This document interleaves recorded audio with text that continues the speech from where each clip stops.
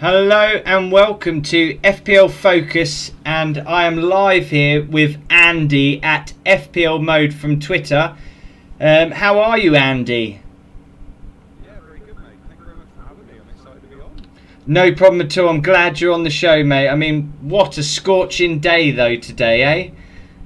Oh yeah, just a bit, mate. I'm absolutely sweating. But it's been lovely. I've never complained. I love the heat, so. Yeah, us Brits can't help but complain about the weather, can we, really? Let's be honest. No, I know. I always think about in-betweeners, in the movie, innit, when they get out and go, it's hot. Yeah, probably too hot. Just like that, straight back in, aircon on. So, what we're going to be doing today, guys, is obviously with FanTeam, we teamed up to give away 2 tickets to the season-long game, in which Andy will actually be choosing his draft team today and going over the players. So at the end, stick around in the chat, be active, and you could nab yourself a ticket. So, yeah, what are your thoughts on this upcoming season in general? What are you sort of hoping for? In terms of FanTeam? Yep. Do you know what? I did the Euros one, and I had quite a few that placed and did quite well, and that was all well and good, but I really want to try and get one in the top 10. I would absolutely love to get one in the top 10, so that's going to be my main aim. At the moment, I've got 6 teams, and I'm going to, because in the Euros, I found the maintenance quite tricky to keep up with, so I think what I'm going to do is I'm going to have 6 teams, but I'm going to have them 2 teams of 3, basically. So 2 teams that are multiplied by 3 each of them, just to make the maintenance a bit easier.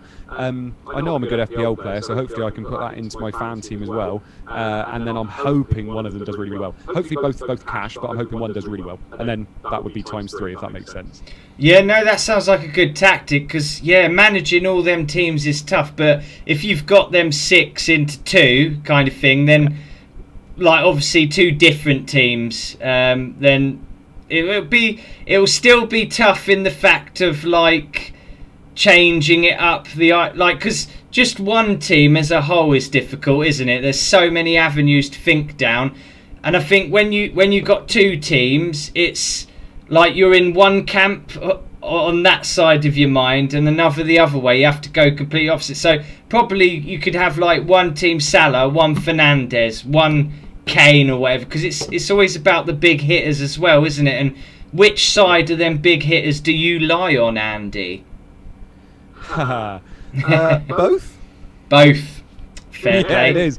Yeah, I mean, if we're doing my draft team tonight, I mean, there's 2 straight away I'm going to tell you about. I'm having Salah and Bruno, both of them from the beginning, 100%.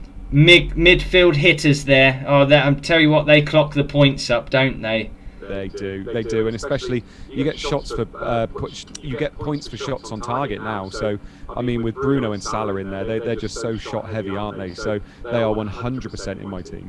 Absolutely. Is it 0.4 points for midfielders and forwards in FanTeam? Yes, yeah, and 0.6 for defenders, isn't it? Nice. So yeah, attacking defenders, you sort of want your, I don't know, do we say Trent's or is he more of a crosser? No, Trent's there. I think Trent averages just under 2 shots a game. So, nice. For me, I think his floor is so high compared to everybody else. So yeah, no, I'm all over Trent as well. Absolutely. And another one coming back is James for Leicester. Yeah. I think he's quite good at getting forward as well. And just a quick hi to everyone in the chat. We've got Archie I Am, Rob Pick, FPL Warriors, Mikey U, Oritravo, sorry about my email, Ballstar, and FPL Poet. Yeah, so we had technical issues before. Now we've got social media pinging off as well. Even though I mute everyone, they still come through the phone. So what can you do? But we'll get into picking a team, shall we then, Andy? So who do you want to start off with? Goalkeepers or strikers? Nah, let's start from the back, mate. Let's start from the back. Okay, cool. Yeah, so shall I go for it? Shall I just tell you kind Absolutely. I've got a kind of draft in front of me, and I can kind of work my way through it. Does that make sense? Yeah, no, that's absolutely fine. You've come prepared. I like that. Let's go. Always. So in goal for me, I've still got Emi Martinez. So I think he was best goalkeeper last year. He was best goalkeeper in terms of point scoring. You know, in FanTeam, we're still going to get points for saves. He keeps Villa in games just by himself. And I think for 5.5 million, I am more than happy for the fact that Villa, I think, kept 16 clean sheets last year. Martinez genuinely keeps them in games by himself. There are games that you're watching where you think, how are they still in this game? Because he pulls off worldy save after worldy save, and you just think he is perfect in this kind of game. Even when he is blanking, he's going to be playing the 90 minutes, so he's going to then be getting those points, and he will always be getting you some save points as well. So for me, I think in FanTeam, he's one of those perfect high floor, high ceiling kind of players. Yes, he won't be getting the bonus points, but at the same time, he's going to be getting you a lot of points throughout the whole season. So he's a lock in my team, especially with the fact that his deputy is only 4 million as well. So but for me, yeah, Martinez is definitely him. Absolutely, and I think it's 0.5, isn't it, save points in FanTeam.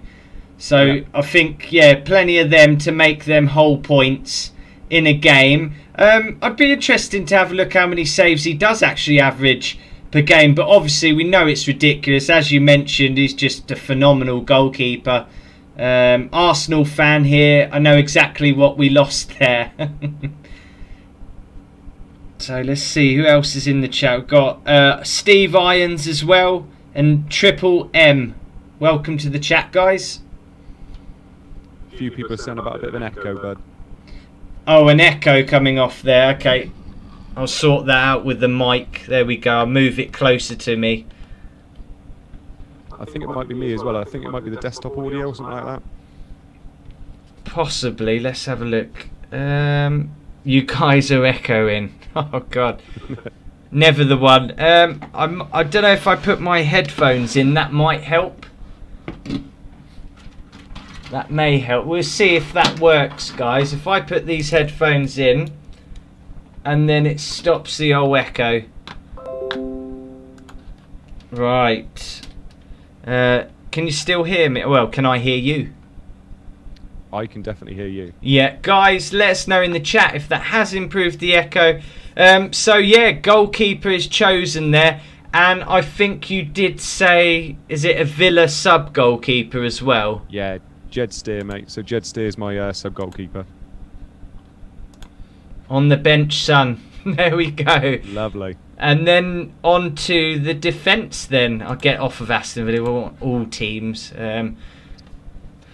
Yes, so in defence for me, so first name, and I didn't even think twice about this, Trent's in my team. I think the ability to haul as a defender is so rare, and he does genuinely have that ability to haul.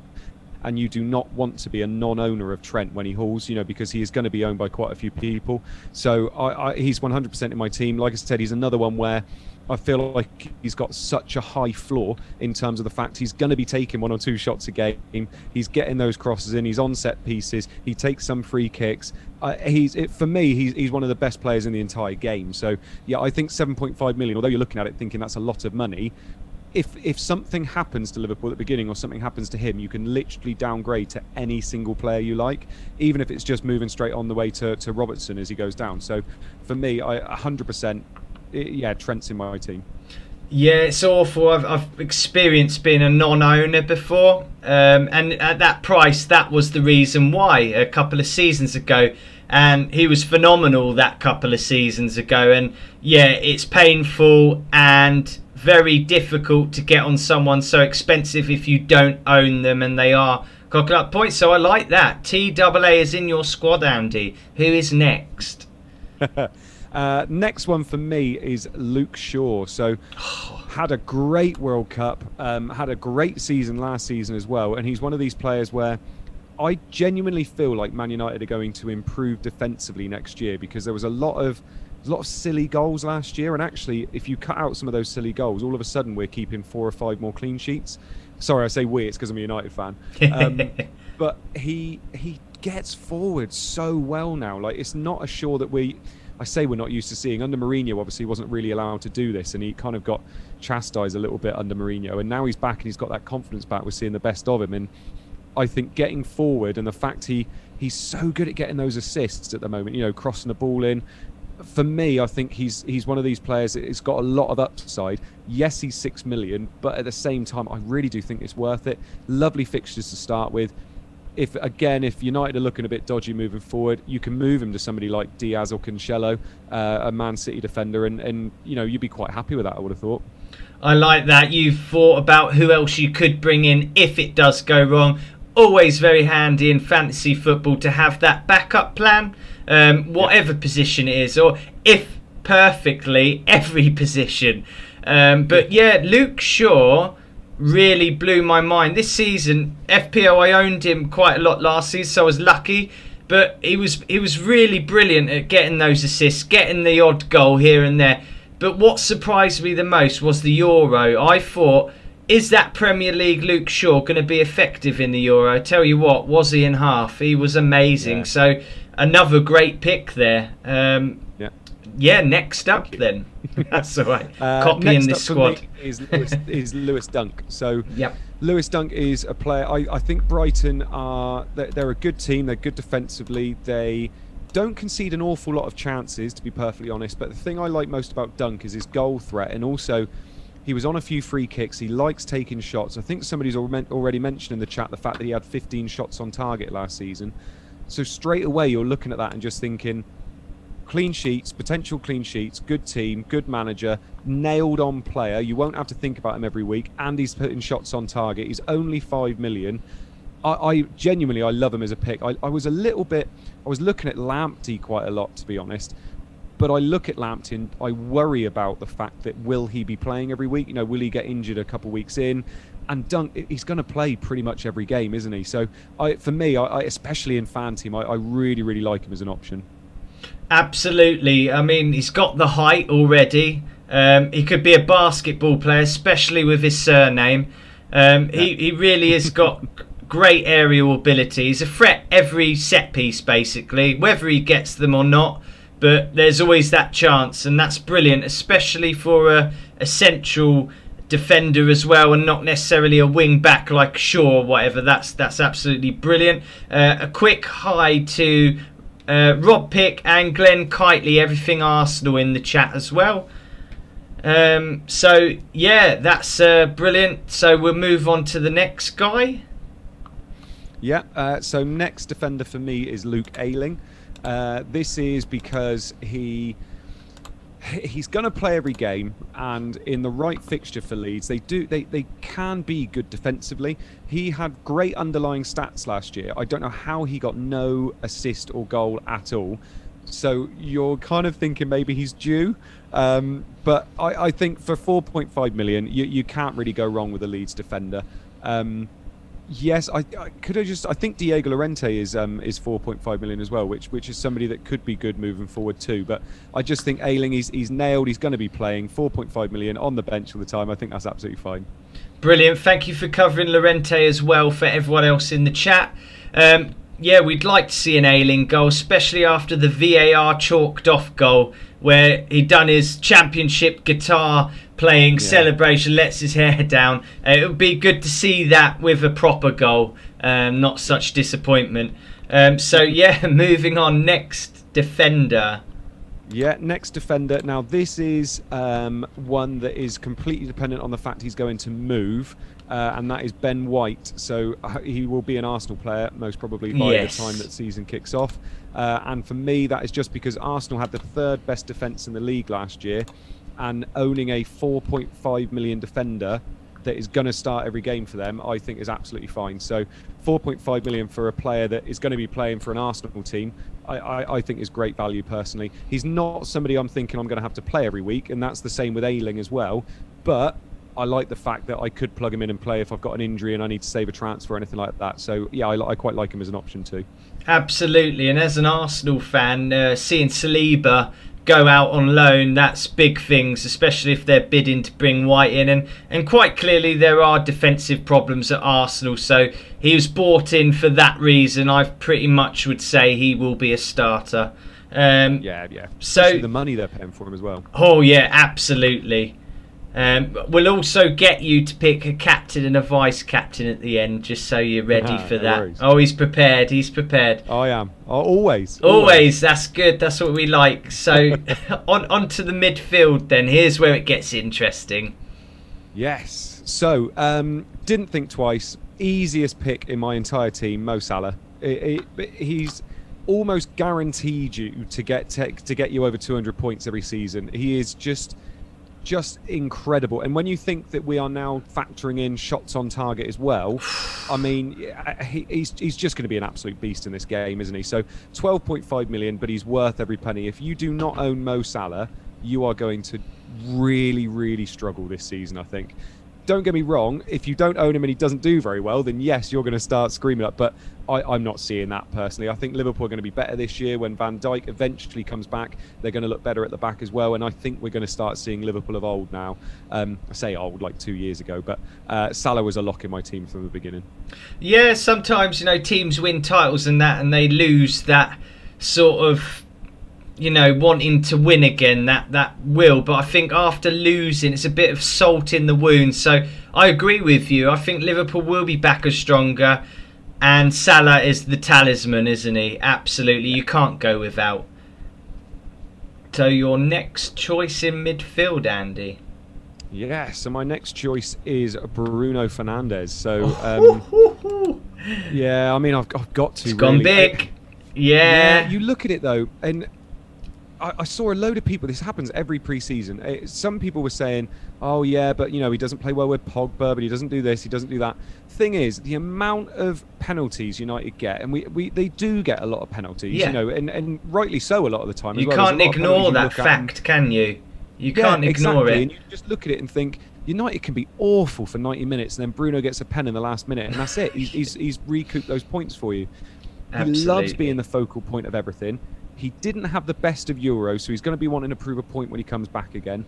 There's no reason to believe that United can't be equal to last year, / maybe even a bit better with the signings of Sancho and maybe Varane and maybe a defensive midfielder as well. For me, it just all adds up to Bruno being great again next year.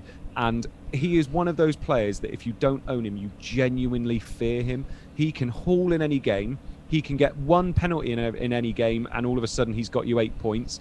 And for me, I would not want to go into a season without him.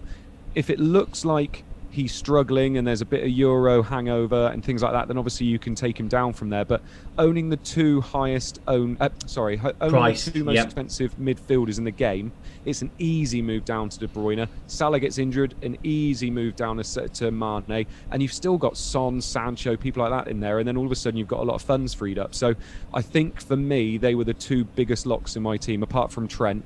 Easy picks for me. Absolutely brilliant advice. Obviously, highest price allows you, if something does go wrong, which I highly doubt, but if it does, with Fernandes more, I'd say, than Salah, then yeah, you can move on to anyone else you want. So that's another great tip for all you fantasy managers out there. Absolutely. On to your third midfield spot. Yeah, so it's taken quite a drop now, but there is some genuine value to be found a little bit later on. So for my third pick is Rafinha. He's just a baller. He is an absolute baller. I think this will probably be his last year at Leeds because he's going to be playing Champions League after that. He gets assists, he can get goals, he can be on free kicks. The team ticks around him. He is just a classy player. Leeds, yes, they have two tricky fixtures to start with. I say the second fixture's tricky. I think it's Everton away. But yes, they have some tricky fixtures to start with. But he can play well in any fixture. Leeds can play well in any fixture as well. They did that against Man City last year. People benched Leeds players and they beat them. So I think Rafinha is somebody that I am looking at to take that next step up this year. He could easily be 8.5 million. He genuinely has the ability to do that. He only came in, really started playing around January time, around Christmas time, and he did so well. He would have been, 200, around 200 points in FPL. So for me, yeah, I love Rafinha. He's an awesome player, and he's straight in my team. Hopefully he's one of those players that I can own for the whole season, to be honest. Yeah, he's very Neymar-like in the way he dribbles, takes on players, and there's always that goal threat. I think a lot of the community at the moment are divided, aren't they, between the Rafinha and Harrison You're either in one camp or the other there. But yeah, Rafinha, absolutely amazing player, and sort of budget, especially after you've gone big. So I do like this, and I think it's going to get more interesting now as we move on to this position, your fourth midfield spot. Let's see. So my fourth midfield spot is Emil Smith-Rowe from Arsenal. Oh wow, good shout. Yeah. So for me, I think he is going to be nailed this year. I feel like he is going to be playing most games. I feel like Arsenal have to trust the fact that he's one of their youngsters they brought through, and he is going to smash it. He smashed it at times last year when he played. He can get assists. I think they're trying to add a few more goals into his game this year, so they're going to ask him to shoot a bit more. And I think that if he takes that next step up, 5.5 million is going to seem a joke at the end of the year. It's good to have those kind of players that, because there are price rises, to get on those price rises and look at that value and think 5.5 million, he's going to be going up if he does well.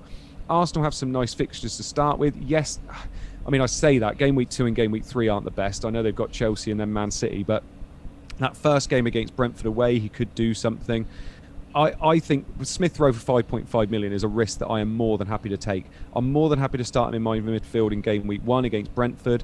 And then, because I'm going to be playing 3 strikers up top as well, I'm more than happy to take him out sometimes and maybe play a 4th defender. But yeah, I think Smith-Rowe is one of those players that I think is going to take a real step up next year. Absolutely. And I compare him to Foden in the way they play similar. I think, like you say, Smith-Rowe's got to add more goals to his game, which they are working on and looking at doing this season. And I think at 5.5 compared to the 8 million that Foden is, and the lack of rotation, and I say lack of rotation, like you said, I think Smith-Rowe does start, and you think of how many bids we turned down from Villa for him as well. So he's definitely in the plans, like you say, Andy. Yeah. And then we move to the striking position. Oh, do you want my other midfielder? Oh, you got another midfielder here. I do, yeah. So I have to pick the 5, I think, don't I? Have I got that right? I think I've got 5-4-1 here, which is strange. Yeah, sorry, I don't know why that is, but yeah, that's how it is. Oh, okay. Well, can I? Oh no, yeah, because you got your bench players. That's okay. My 5th midfielder is Basuma. That's literally just as a 4.5 million midfielder, and it's just for bench fodder. Basically, he'll play every game. He might even get a move, to be honest. But for 4.5 million, I think he's somebody that can just sit on your bench and he can get you some points if he comes in. But I'm not looking for much from a 4.5 midfielder, to be honest. No, it's very hard. You're normally looking at defensive midfielders, aren't you? And they're really not fantasy assets, are they, defensive midfield? So in Basuma, you got someone that attacks a bit more as well. So it's quite a great choice, really. And then your striking position. Yeah, so I've got 3 strikers, and I'm going to be looking to play 3 up top, to be fair, because I think there is just so much value in that mid-price bracket at the moment. So for me, my first one is Ivan Toney. I think he's 6.5 million in FPL, and it makes you think about it. He's 6 million in this game, and I just don't think you have to think about it at all. 6 million for a player that scored 30 odd goals in the Championship last year. He is a great player. For me, I was worried about whether Brentford would struggle at first, whether they would, struggle to get going in the Prem and struggle against the defences. But for 6 million, I mean, I'm more than happy to take that gamble. The only issue for me is that if Toney doesn't start well, having to then bring him up to another striker. That's the only thing that worries me, is that, there are some great options in this mid-price bracket, but moving from 6 million up to 8 million is a little bit of a stretch. But I mean, 6 million, I expect him to do okay, and you can put him on the bench for 6 million as well. It just seemed like a no-brainer at 6. So you have 15 million left, and you wanted to get 2 more strikers. That's right, isn't it? That's exactly right, yes. Okay, let's see. So my next striker is Mikel Antonio from West Ham. He is one of those players where if he is fit, he starts in my teams. Because when he's fit for West Ham, it doesn't matter what form West Ham are in, even before Moyes got there, he will score you goals. So for me, I think Antonio is a lovely player. If they carry on like they did last year, There's no reason to believe that Antonio can't be that goal scorer for him. They are still looking for a bit of a goal scorer. So if Tammy Abraham signs, then Antonio will probably be out of my team. But I do really, really like Antonio as a pick if they don't get that striker in that they're looking for. I think, like I said, when Antonio's fit, he's in your team because he's going to score you goals, and that's the way I'm looking at it. They've got a nice fixture to start with, Newcastle away, so I'm hoping for big things in that first week. Absolutely, Antonio, fantastic asset. I've been on many of his points, so admire the player greatly. And then your last striking position? Yes, my last one is Ollie Watkins from Aston Villa. So nice. I won't lie, he is my favourite striker at the beginning of the season. He has got lovely fixtures. If Grealish stays, which he very well could do, he's now got Grealish and Buendia creating chances for him. He didn't struggle to get chances last year, and I genuinely think he was a great player last year. I think he did so well for Villa last year, and I feel like with the fixtures he's got, he is genuinely my favourite striker that I could choose from. Notable shout out as well, I should say, for Iheanacho. I feel like Iheanacho is somebody I'm looking at, but Absolutely. I was just a bit worried about whether he would definitely play 90 minutes, whereas I feel like Watkins will 100% play 90 minutes. So with those three up front, I'm very, very happy. Yeah, that's a good point about Iheanacho. Now they've got the new striker as well. There could be doubt in the minds again there, but Iheanacho was brilliant, wasn't he, last season? And Ollie Watkins, great choice. I think season under his belt, still young, and he'll only get better as well. So could be more goals with Buendia, like you said.